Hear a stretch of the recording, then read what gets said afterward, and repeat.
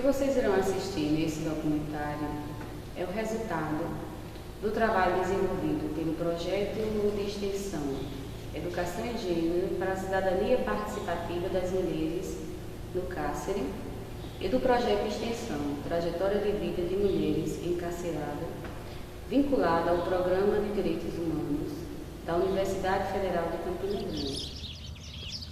Os pássaros.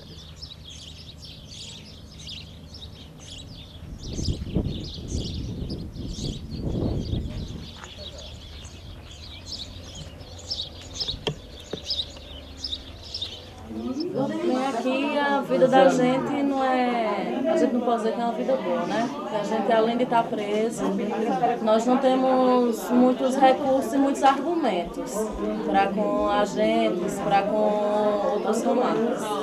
Aqui a gente tem que viver da forma que eles querem, da forma que é vindo para nós. A gente não tem direito de exigir nada. Os direitos da gente são o que eles querem e a gente vive assim. A gente não tem direito sequer a pedir um outro colchão, um outro cobertor.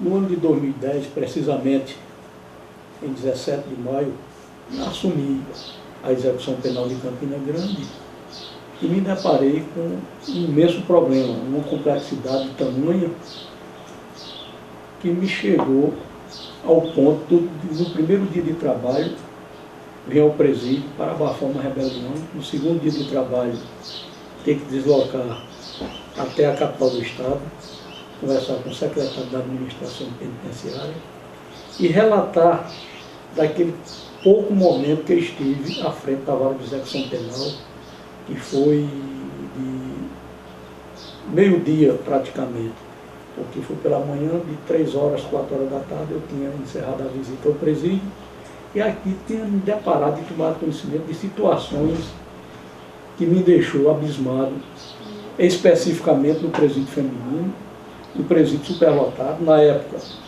tinha em torno de 101 presas, 105 presas, quando a capacidade do presídio, 28 presos, já se encontra superlotado.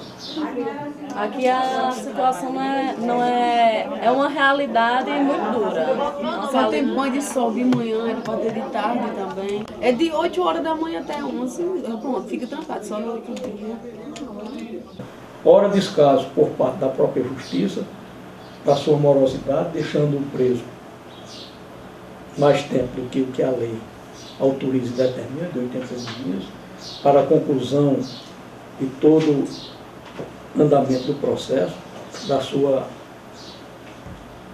instrução criminal, e ora por parte do próprio Estado, que não oferecia condições que, pelo que parecia e demonstrava e que ocorria, era por um Estado repressor, porque fazia com que essa criatura ficasse lá. E quanto ao presídio feminino, a mulher presa em si, com a continuação se deparou de que a mulher, ela, além de ser presa e ser punida pelo próprio Estado, ela recebia uma punição também do próprio grupo familiar. Outra questão que me chamou a atenção era a diferença de tratamento com as mulheres idosas, por exemplo, doentes, que ficavam, eram cuidadas pelas próprias presas. Elas dividiam entre si, aquela que tinha, dividia com as outras. Existia uma divisão por pessoas que recebem visitas e aquelas que não recebem visitas. Existia um certo status, aquela que recebe visita, aquela que não recebia visita nenhuma, que não tinha ninguém que levasse alimentação, roupas, sapatos, alguma coisa dessa natureza, era tida como a miserável, aquela que menos tem valor dentro do mundo prisional. Tem muita gente aqui que não tem visita e a gente procura assim, ajudar umas outras naquilo que pode, né? Eu tenho visita, ela não tem, então o que ela precisa, eu vou lá e ajudo. Porque se aquele indivíduo cometeu um crime, a sociedade logo recrimina, joga lá, acha que ele estando preso, estando lá, ninguém quer saber e fica preso de uma maneira, talvez uma maneira que eu não quero dizer desumana, é uma maneira embrutecida, quer dizer, se ele já era bruto, se ele não tinha sensibilidade para qualquer coisa, ele chega dentro do presídio, principalmente a mulher, se for um presídio feminino, ela passa a pagar não só a pena pelo crime que cometeu, mas ela paga uma pena muito mais alta, porque ela é esquecida pelos seus familiares, pelo seu companheiro, recebe poucas visitas e a mulher que mais sofre nesse elo todinho de cumprimento de pena e do sistema prisional no Brasil. Uma questão que nos chamou muito a atenção ao entrar lá foi a questão da homossexualidade. Na sociedade que vivemos, ainda vemos homossexuais muito discriminados, mas ali dentro não. Isso nos chamou muita atenção, que a homossexualidade era um sinônimo de superioridade. Lá, as mulheres faziam questão de mostrar suas namoradas, de andarem de mãos dadas, de realmente elas se sentiam à vontade em terem uma companheira ao lado. Isso nos faz refletir que a sociedade ali era inversa.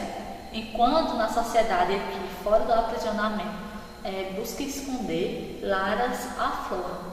Então, foi uma situação que nós não esperávamos encontrar e que nos surpreendeu muito. E hoje sabemos que é um sistema bastante defasado, que muitas vezes você vai ali visitar apenas um familiar seu e você é obrigado a se despir, você é obrigado a se mostrar para uma pessoa que você não conhece, uma pessoa que você nunca viu, uma pessoa que muitas vezes é mal encarada, uma pessoa que você não sabe o que esperar dela, porque apesar de ser uma garantia constitucional e que está na lei de execuções penais, constitucional eu digo porque homens e mulheres são iguais perante a lei, e se os homens têm direito a visitar íntima, presume-se que as mulheres também têm. E na lei de execuções penais está incumprido, que ambos têm direito a visitar íntima, mas infelizmente, na prática, isso não ocorre. O cárcere, ele está cumprindo sua função social?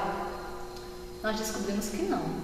Ali, ao começar a pesquisa, nós, na verdade, desviamos um pouco, porque começamos a trabalhar o perfil daquelas mulheres que ali viviam. E descobrimos que ali existiam mulheres que estavam muito mais por uma situação sociocultural do que pelos próprios crimes. Outra distinção que se percebeu nessa experiência era justamente pela tipologia, ou seja, pelo tipo de crime cometido.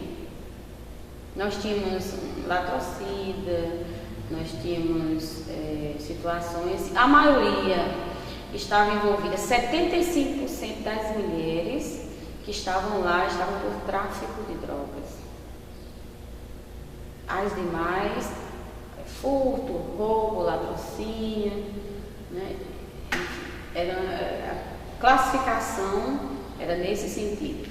Então existia entre as agentes um tratamento diferenciado no sentido de dizer que aquela latrocida era uma pessoa perigosa, que tinha que ter um tratamento distante, frio, né? Tratamento diferenciado em relação às demais. Ou então a mulher que tinha assassinado o marido para receber um seguro. Então essa também era tratada de forma diferenciada. Ele é um sistema, além de ser cruel, existe na sua estrutura, existia hoje, se existe hoje é muito pouco, mas existia na sua estrutura uma estrutura apodrecida. Por que apodrecida? Porque havia uma maneira de se criar uma dificuldade para se tirar proveito. E por outro lado existia também outra maneira da facilidade. E começaram a informar todas essas situações. Tudo o que a pessoa houver a me contar foi detectado por mim, por testemunho do próprio preso, dos seus familiares e de alguns outros funcionários que era comprometido com o sistema. E só acredito que o sistema melhora, se continuar da maneira que está, com o corpo docente das universidades dentro, bem como a classe acadêmica dentro dos presídios. os estudantes aqui dentro dos presídios, é que vai melhorar. Juntamente com essa nova estrutura montada pelo governo, de só colocar para trabalhar dentro dos presídios agentes penitenciários concursados. E eles mesmos tomando conta dos presídios. E o exemplo está aqui hoje. Em 2012, eu vim assumir a direção aqui do Presídio Feminino de Campina Grande. E já com essa bagagem do Presídio Feminino de João Pessoa, eu vim implementar algumas coisas que, como agente, você já vem com uma visão diferente. A parte administrativa, como é de praxe, nós temos que fazer, mas nosso intuito aqui, quando chegamos, foi dar o tratamento digno. Foi, nas mínimas condições, poder fazer o melhor. E é isso que a gente procura. Quando não temos médico, a gente corre atrás do médico fora. Quando não tem enfermeira, a gente corre atrás de uma enfermeira fora.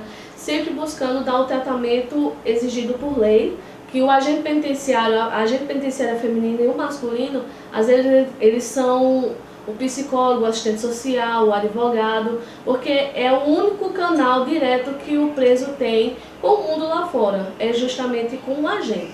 Tem uma mulher, por exemplo, no presídio de Campina Grande que tem 4 filhos, e os 4 estão numa creche, estão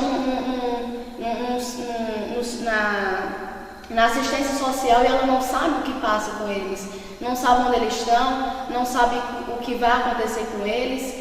Então, nós percebemos que os maiores prejudicados hoje, a partir dessa criminalidade, a partir de todo o constrangimento que elas passam em decorrência do crime que cometeram, é a sua família. Que é quando você vê que é totalmente diferente de um presídio masculino. As angústias são diferentes, o tratamento é diferente. Às vezes a gente tá com a penada, a gente se torna às vezes até amiga, porque conosco que elas confidenciam suas angústias, suas tristezas, a saudade dos filhos, a saudade da família. O grande problema hoje é justamente a falta de recursos. O recurso para o sistema penitenciário é muito pouco. Nós vemos no Brasil, não é diferente. Todos os estados sofrem com o problema do sistema penitenciário. Uns muito mais, outros menos. Na Paraíba nós estamos tentando avançar, mas ainda está difícil porque a estrutura é precária, são muitos e muitos anos de abandono. Que o juiz era uma peça principal nessa situação dos presídios, eu procurei realmente vestir essa camisa e procurar fazer a parte que cabe ao juiz de execução penal. Porque o juiz de execução penal, ele é um juiz diferenciado, ele não pode ser comparado ao juiz de uma vara criminal, ele não pode ser comparado ao juiz da vara civil, ao juiz da vara de família. Ele é um juiz é um juiz de uma vara especializada, é um juiz que lida dos dois lados, ele lida com a parte do executivo e também tem que fazer a parte do judiciário. Quer dizer, é uma função híbrida. Então ele tem que ter habilidade para poder resolver. E tem o outro lado ainda, que ele tem que ser sensível e tem que olhar a pessoa humana como um todo. Ele não pode deixar e fugir, deixar que a pessoa humana, aquele indivíduo, que por circunstância qualquer teve que cometer um ato infracional ou cometer um crime, ele possa ser discriminado definitivamente do meio social, dos seus familiares. Então, a realidade do sistema prisional hoje é um conjunto de tudo aquilo que forma aquele homem, de todo o caminho que aquelas mulheres elas tiveram que trilhar para chegar até ali. E foi partindo desse ponto de vista que nós criamos um perfil para aquelas mulheres. Este mundo prisional começou a ser desvendado para mim nas relações que se estabeleciam entre quem era do sistema, os agentes, o juiz, a Secretaria de Administração Penitenciária e as presas. Havia nessa relação também os advogados, sejam eles públicos ou privados, tinham um lugar a questão dos direitos humanos, das pessoas que lutavam pelos direitos humanos, como era o lugar institucional que eu ocupava também nessa relação. Por quê? Porque na medida em que eu estava vindo com a proposta de trabalhar pelo direito das mulheres, direitos humanos das mulheres encarceradas, através das oficinas, eu também tinha um lugar institucional dentro desse mundo prisional. Quer dizer, a forma como o próprio sistema também se adequava para atender aos interesses do grupo que estava ali administrando. Então, se uma presa cooperasse, ela ia gerando uma satisfação para determinado membro da administração, que lhe possibilitaria também adquirir um espaço na cozinha, né? Porque durante a atividade que nós realizamos, a única forma de trabalho desenvolvida era o trabalho doméstico, o trabalho na cozinha, o trabalho de limpeza, bem como uma atividade de uma empresa privada que passou 2 meses desenvolvendo uma atividade dentro da prisão, que era fazer envelopes, caixas, para a embalagem dos produtos dessa empresa. O que, quando a Secretaria da Administração Penitenciária solicitou a regulamentação do valor a ser pago às apenadas, essa atividade deixou de existir. Quando estudamos direito, vemos que o cárcere é para ressocializar. No entanto, estamos mantendo o cárcere como as pessoas da sociedade veem, como uma medida de reprimir aquilo. E na verdade não é. Estamos ali tolhendo a liberdade das pessoas para que elas um dia voltem. As pessoas que elas estão cumprindo pena, um dia vão voltar à sociedade, mas vão voltar bem piores. A polícia chegou na minha casa e não tinha droga. Então, eles forjaram a droga para que a gente viesse até a delegacia. Eu só passei a ter o conhecimento que estava sendo atuado por tráfico quando eu cheguei lá. E depois de alguns meses, fui sentenciada. E essa sentença durou 9 anos para mim. No momento da minha apreensão do meu esposo, a gente foi torturado, violentado, coisas absurdas que não poderiam acontecer.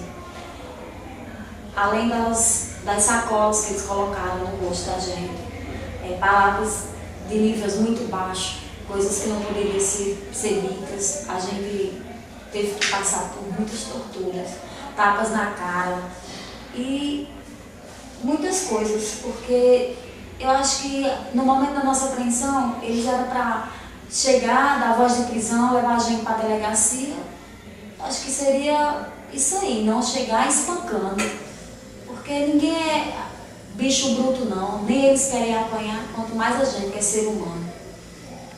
Então, o problema muitas vezes hoje do sistema prisional é esse, que o Estado que se diz garantista passou a ser um Estado punitivo, em que os maiores prejudicados são os familiares, além do próprio acusado. Uma filha de menor se encontrava presente, chorando para eles não fazerem isso, e eles continuavam a bater.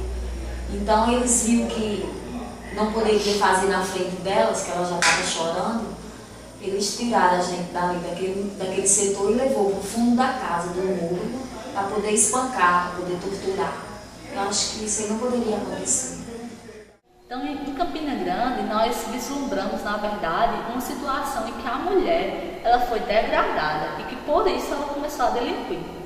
Isso a gente pode também olhar pelo outro viés, que a mulher que está aprisionada em Campina Grande tem uma espécie de vitimização. Ela, na verdade, encontra todo o seu perfil criminoso numa espécie de se colocar como vítima da sociedade. Ao adentrar naquele presídio, começamos a perceber diversas irregularidades.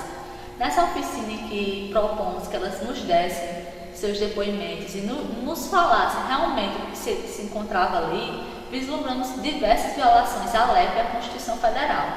De início, podemos ressaltar as estruturas físicas. Lá não há ambiente propício para banho de sol, a lavanderia é o lugar que elas tomam banho de sol. Não há recreamento Não há, as celas são superlotadas, não há camas, são todas em colchões. Além disso, não há água potável, as águas são retiradas de uma torneira. A comida é servida na cela. Enfim, são muitas irregularidades. As vestimentas não são doadas pelo presídio, coisa que também é contrária à lei, e a resolução do próprio presídio, já que a resolução que rege aquele presídio manda que todos tenham vestimentas brancas de mangas curtas e, excepcionalmente, em dias de frios, mangas longas. E o que nos deparamos foi uma realidade totalmente diferente. Mulheres seminuas, mulheres com roupas doadas, outras nos relatavam que ao chegarem ali, como punição, pegavam suas roupas e doavam para outras apenadas. Então era uma situação totalmente degradante. No entanto, nos deparamos com a surpresa de ter um grande acolhimento das encarceradas, né? Imaginávamos alguma resistência em participar das oficinas, o que não ocorreu. Todos participaram e todos colaboraram muito, nos fornecendo os dados que fomentaram a nossa pesquisa. Que incomodava um pouco o sistema, porque o próprio sistema entendia que os defensores dos direitos humanos eram defensores de bandidos. Eu estava do lado das presas. Então havia uma desconfiança, né? Sempre nas ações, nas autorizações, na chegada, no acesso a documentos da instituição. E isso tudo dificultava, né? A gente se sentia um pouco pressionados, né? Toda a equipe, não só a pesquisa, mas também, principalmente também a atividade de extensão, porque as oficinas se constituíam como espaço da fala, onde elas também iam negociar, junto com a equipe, a mudança na situação que elas se encontravam. Era uma visita que não foi permitida, era um processo que não foi analisado, a audiência que não teve, a notícia dos familiares. Elas tentavam o tempo todo fazer com que a gente pudesse responder às necessidades que elas estavam sentindo ou resolver um conflito interno que elas estavam passando naquela situação. Nós nos surpreendemos com muitos depoimentos dela e passamos a estudar esse outro campo, que era mais pessoal, a começar a entender por que essas pessoas começavam a entrar no crime. Começamos de início com oficinas científicas e que na primeira a gente buscou justamente resgatar o que pelo aquele ambiente carcerário tinha sido destruído. No momento da nossa apreensão, que a gente chegou na delegacia, o Conselho Tutelar veio junto. E eles, junto com a polícia, pediram para minha filha falar que eu vendia droga, porque se ela não falasse, ela ia para o céu, ia ficar lá por um certo tempo. Então, ela resolveu a dizer que eu vendia droga, só que no momento eu não vendia mais, não tinha mais esse costume.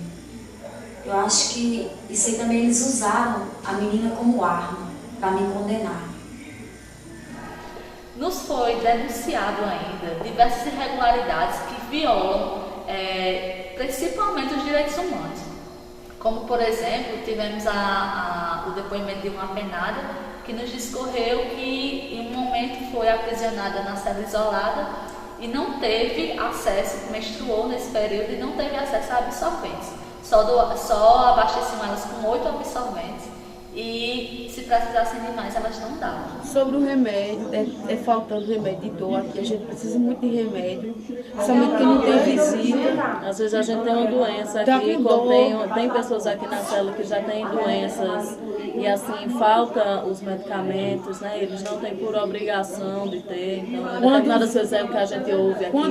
Eles não têm obrigação, quando vem aí falta, eles não podem fazer nada, a gente já são doações que traz pra gente, né, pra ajudar as pessoas que não têm família, que não podem trazer. Tem gente que é de longe, que não chegou nada ainda, e nem eles não tem visita, não tem nada. Não faz nada. Que vem muitas a gente tem que a gente é que tem que ser umas pelas outras. Ajudar quem não tem. Não. A gente aqui tem que ser uma pelas outras. São denúncias que vêm de apenadas e se confronta essa essa ideia do apenado com a administração. E fica aquela situação de realmente em quem confiar. Diante de tantas irregularidades que vimos ali, nos colocamos numa situação de observar diversos detalhes, como por exemplo a questão dessas comidas serem servidas em celas. É uma situação extremamente precária, onde cada um tinha seu prato, sua colher e seu copo. E elas lavavam essa louça na pia em que tinha dentro da cela. Então é uma situação muito complicada. Tem gente aqui que não recebe denúncia, ainda não teve audiência, não é sentenciado. A gente não pode fazer reclamações de determinadas coisas, porque a gente vai isolado. Então, para a gente que já vive numa situação dessa, ainda assim, a gente não poder recorrer aos nossos direitos. Então, o direito da gente aqui é permanecer calado. Essa é a situação daqui dentro. Outra coisa que vislumbramos lá é a questão de uma presa, né, que teve seu filho. Tinha seu filho lá com ela. Veja bem, lá naquele presídio não tem berçário. Essa criança convivia com várias outras apenadas em uma cela superlotada. Pessoas que aquela mulher não conhecia, pessoas que poderiam agredir seu filho. E sem contar aquelas que os filhos moram com os pais, as mulheres não acompanham seus filhos durante a fase de crescimento. Então são alguns dos grandes problemas que as mulheres encarceradas sofrem. E aquilo eu fiquei indignado com essa situação. Uma situação que eu achava e acho que não deve perdurar. E procurei de uma maneira como se tivesse sufocado. Fui à secretaria várias vezes, fazer cobranças de melhora. E entendendo que a minha pessoa só, mesmo como juiz da execução penal, não poderia dar resolução a esses problemas sem que houvesse auxílio de quem quer que seja. A advogada da casa só atende quem é dessa cidade, tem que atender, era podia atender, né? Que era de outra cidade, mas ela disse que não tem direito de ajudar quem é de fora. A gente não pode argumentar muita coisa aqui por causa do sistema. A menina falou que ela disse que não tinha obrigação de agir nada quem é de fora, não pode. E aí vai ficar assim. Tem a menina também aí com 9 meses, não chegou nada pra ela. Faz 4 meses que eu tô aqui, minha denúncia nem chegou ainda. Porque antes, se quisesse algum problema, se quisesse resolver algum problema, teria o juiz de ir à secretaria, se fosse. E se não, também não se resolveria, não haver esse contato, porque havia um entendimento dos próprios juízes, de então, de que aquele problema era de governo, não era problema de Estado. E com esse entendimento, as coisas sempre que já era difícil de se dar solução aos problemas, se tornavam muito mais difíceis ainda. O que faz com que aquelas mulheres, elas façam essa escolha que mudam, que é como um mar vermelho em suas vidas, que abre e reparte totalmente a sua história.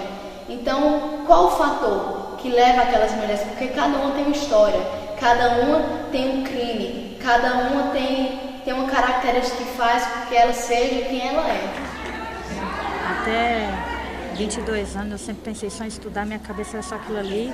Aí de uma hora para outra eu comecei a ver a vida de outro jeito. Baixou em mim um espírito aventureiro, sei lá o que foi, não sei explicar também, mas quando eu dei por mim eu já estava envolvida. E para sair não é fácil não. Você entra sem perceber e para sair não é assim tão simples não. Você fala que vai sair do dia para outro e sair não. Foi mais por curiosidade, por querer ter as coisas mais rápido, né? As vantagens que o tráfico traz. Porque traz as desvantagens, mas também tem as vantagens. Na hora a gente não pensa nas desvantagens, vê só as vantagens.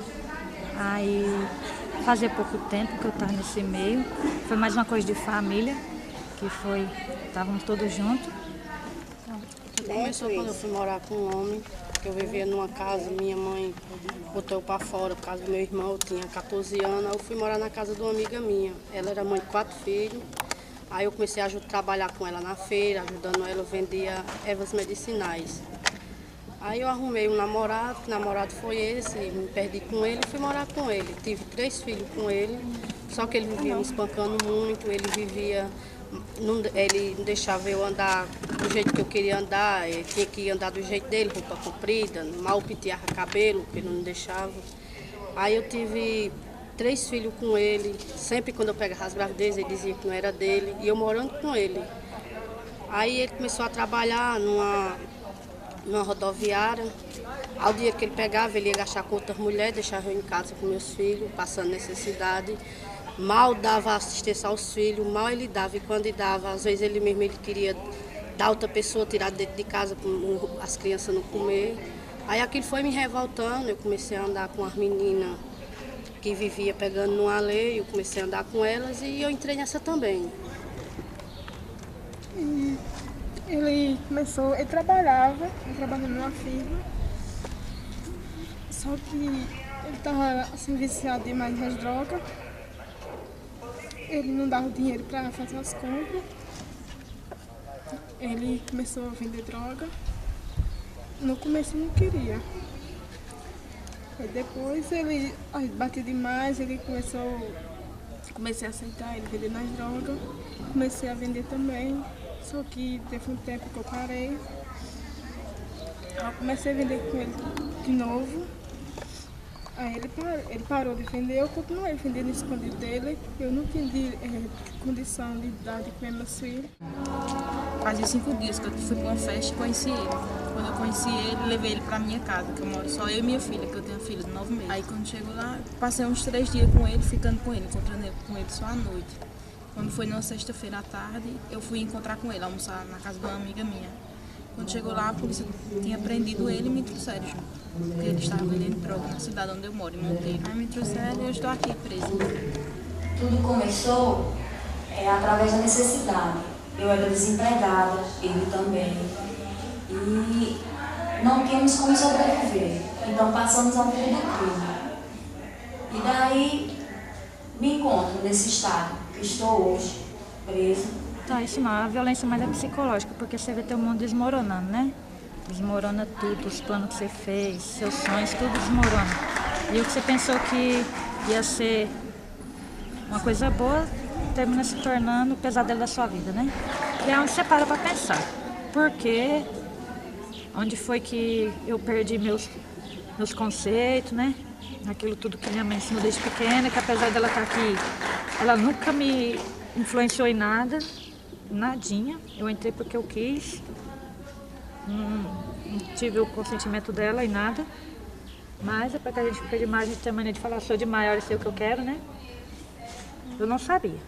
Detectamos que a maioria das mulheres que estavam ali eram pessoas entre 18 e 28 anos, então eram mulheres muito jovens. Mais adiante, aplicamos no questionamento em que perguntávamos qual o tipo de crime que as levavam a estar ali, vimos 84% responderam que estavam por causa do tráfico de drogas. E nesse mesmo momento comparamos a nossa pesquisa com uma pesquisa realizada em 2008 e verificamos que a lesão corporal e o homicídio diminuíram drasticamente, quase não apareceu na nossa pesquisa. A partir daí, procuramos saber se elas tinham antecedentes, e 84% das apenadas não possuíam antecedentes, né? A maioria se vitimiza, usa a questão da vitimização para colocar como principal principal motivo de ingresso delas no ambiente carcerário serem os seus companheiros. E teve um dia que eu tinha parado de vender droga, só que não tinha condição. Minha filha chegou para mim e me pediu um pão.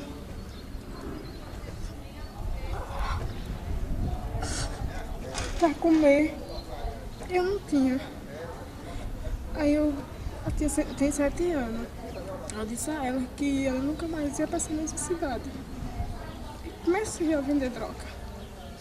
Ele continuando com ele também, só que ele maltratava, dava em mim bastante, deu de facão, de tudo. Deu um chicote, de cavalo. Meu marido, o pai de meus filhos, ele me batia. Inclusive na história que eu fiz, foi porque ele me bateu a última vez que ele me bateu foi porque eu não quis ter relação com ele sexual. Eu com 15 dias de operada, que eu tinha feito ligações cesarianas, que meu menino era tudo cesárea. Ele queria ter relação comigo à força. Eu não quis, ele foi, me bateu, me deu um chute, abriu 2 pontos do lado de mim. Aí eu deixei ele, não quis mais ele. Ele com raiva, porque eu não quis mais ele pegou, rasgou. A única coisa que eu tinha era o título e o meu registro. Ele foi, rasgou, me ameaçou. Se eu voltar, ele me devolvia, se eu voltasse para ele. Como eu não quis, ele foi, rasgou tudo. Eu passei 11 anos esperando para ter um bebê. Aí quando eu achei que fosse a hora certa, eu errei, né? Que não foi, porque vim ganhar minha filha aqui dentro. Vim presa com 8 meses e foi a pior experiência que alguém pode passar é ter um bebê no lugar desse. Tem uma lei, né, que a criança pode ficar até 1 ano. Aí como eu sou de fora, minha menina ficou até 1 ano e 6 meses comigo aqui. E já era uma fase que ela já sabia falar, né? Já me conhecia. Mas foi bem difícil vir buscar ela aqui, junto com o conselho tutelar, porque se ela não viesse, ela ia para o conselho, né? Só que, graças a Deus, eu posso ser errado, mas eu tenho uma família bem estruturada e que me apoia. Apesar de eu ser errada, me vê como neta, me vê como sobrinha, me vê como membro da família. Não vê o que eu fiz de errado, não me criticam, não. Quando eu tinha 13 anos, eu conheci Givonaldo, tinha 45 anos. E ele, pouco tempo que eu estava com ele, que eu engravidei, aos 13 anos. Ele me deu remédio para mim matar minha filha. Ele chegava a me espancar várias vezes. Quando estava perto de nós se separar, ele queria que eu fizesse relação sexual com ele a pulso, mas eu nunca cheguei a denunciar ele, não. Minha família dizia que eu queria deixar ele porque eu era nova, para mim estar na vida, no mundo, nas festas, mas não era não, era porque ele vivia me maltratando dentro de casa mesmo. Ele me batia de facão.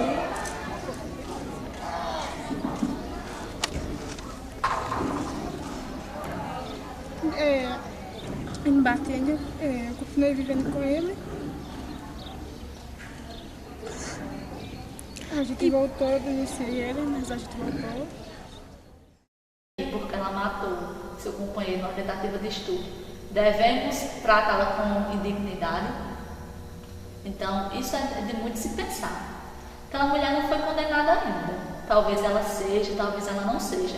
Mas, independentemente de quem mata, do porquê matou ou de que crime cometeu, é preciso colocarmos os direitos humanos na frente. Aí comecei a roubar, fui presa a primeira vez, fui presa a segunda vez. Aí, depois eu deixei ele e fui morar com outro homem. Só que eu entrei nesse mundo do crime, eu estou presa por droga. Eu entrei nesse mundo foi porque eu quis, tá entendendo? Mal de eu não ver meus filhos pedindo nada a ninguém, mal de não ver meus filhos ensinar, sendo humilhado pelos outros. Não me arrependo. E me arrependo sim, pela uma parte. Que meus filhos estão lá só agora, estão em casa só, vive só, todos 3, são 3 meninos de menor. Inclusive tem uma filha minha de 12 anos que está grávida. Se eu estivesse em casa, nada disso teria acontecido, né? E a minha história é essa. Eu estou aqui pagando por uma coisa que eu fiz. Entendeu? Eu sei que eu vou pagar. Mas eu tenho fé em Deus que eu vou sair dessa vida. E foi através desse perfil, dessa análise, dessa elucidação dos problemas e dificuldades que elas passaram ao longo das suas vidas e também as dificuldades que encontraram no sistema prisional, que chegamos à conclusão que as mulheres que estão ali têm um perfil pré-definido, ou seja, são na sua maioria jovens, pobres, com pouca ou nenhuma educação e envolvidas com o crime de tráfico de drogas. Uma outra questão era a qualificação, a formação. A maioria das mulheres tinham o ensino fundamental, primeira fase. 20% não tinham sido alfabetizadas. Apenas uma tinha um ensino superior. Era uma distinção clara de que a questão educacional e econômica também, porque a maioria declarou que recebia menos de um salário mínimo, que estava inserida no trabalho informal, que eram mãe de família, como elas se denominavam, que tinham entre 2 a 5 filhos. Então, a identidade da mulher encarcerada passa por todos esses elementos e dentro da unidade se constitui como elemento também de distinção. Do ponto de vista daquela que pode fazer um trabalho especializado, como uma que tinha um ensino superior e ajudava e tinha como negociar, tinha uma condição social favorável que interferia também no tratamento que era dado internamente. Ela tinha uma pressão externa mais forte para fazer com que os seus direitos, as pessoas que fossem lidar com ela do sistema, lidassem de determinada forma e não como lidava com a miserável que não tinha visita, que não tinha uma condição social. E cada vez mais que pesquisávamos e víamos a prática do que víamos na teoria, nos deparávamos com a seguinte realidade. Na verdade, a lei ela não está sendo cumprida. E esse é o problema. O problema não está na lei. O problema está na efetividade. Não vislumbramos a efetividade na lei de execução penal ali naquele ambiente. As mulheres que adentravam esse espaço logo eram classificadas como presas, como mulheres marcadas pelo gênero, marcadas pelo crime e marcada pela separação dos seus familiares, pela forma como os companheiros a deixavam, pelas dificuldades que a mãe ou a filha ou os filhos advindos, de relações que não mais existiam, apresentavam para elas. E nós temos muito que melhorar, nós temos outras situações para se fazer uma revista no presídio. A pessoa degrada a outra que vem, que não tem nada a ver. Por quê? Porque o Estado ele não tem um compromisso de botar aparelhagem, que não custa muito para o Estado colocar scanner e outros instrumentos que possam fazer a revista sem que a pessoa humana possa ser degradada na sua intimidade, sendo feita aquela revista íntima que chama intolerante e degradante e humilhante para o ser humano. Quando entramos lá, vislumbramos toda essa situação. E ao decorrer das oficinas, em cada luta que travávamos, em cada objetivo que realizávamos, conseguíamos que fosse implementada uma coisa a mais. É preciso pensarmos que quem está ali é um ser humano. Pois é. Ajuda nós a não estar pensando em besteira, tudo que acontece aqui dentro, aí quando a gente trabalha é bom, porque nós não fica com a mente trancada ali dentro, pensando em muita coisa ruim. Aí ajuda bastante. Então, ficamos a refletir na volta para casa, porque todas as viagens que fazíamos, nós voltávamos no ônibus assim, meio estarrecidas, pensando em tudo que havíamos visto ali e aplicando o direito que estudávamos à realidade e à nossa realidade social. Na verdade, era um tripé que visualizávamos a lei, o que a sociedade almejava e o que na verdade acontecia. Demonstrou como a sociedade ela negocia com esse mundo. Determinadas pessoas que estão em determinados lugares negociam seus interesses. E com o fracasso que tanto se discute deste mundo prisional, há tanto tempo não se encontrou ainda uma solução para ele. Por quê? E aí o livro Michel Foucault, em Vigiar e Punir, que ele faz essa pergunta. Porque já se falou tanto no fracasso da prisão com relação à sua perspectiva de ressocialização e ela continua existindo. A reflexão que eu fiz na minha tese demonstrou de que maneira essa relação estabelecida entre o mundo interno e o mundo externo faz com que este modelo de ressocialização, ele não funcione e ele continue a existir. Quando eu sair daqui eu quero viver uma fase nova da minha vida, que eu nunca vivi, que é curtir ela, poder levar, buscar na escola, poder ensinar a tarefa em casa, poder passear com ela e seguir um novo rumo. Porque eu não quero correr o risco mais de ter que me separar dela de novo, não. Por ela, eu vou mudar. As pessoas que elas se encontram aprisionadas são marcadas pelo gênero, pelo crime e pela exclusão, pela tentativa sutil de separação da sociedade.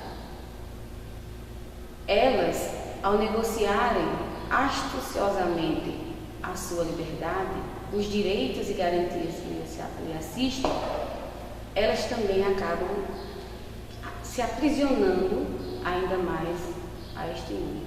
Aí eu procuro assim, melhorar minha vida, pegar meus filhos e amplificar a reciclagem, que é com dinheiro honesto, e tomar de conta dos meus 3 filhos. Deus quiser, você vó de 2 netos, então eu quero o melhor. Meus planos eu sair daqui se Deus quiser que eu vou sair, eu procurar o melhor para meus filhos, vou trabalhar, tá entendendo? Tenho fé em Deus que eu vou trabalhar e não quero mais essa vida. E meus netinhos venham com saúde, e tudo fofinho, que eu apertava muito.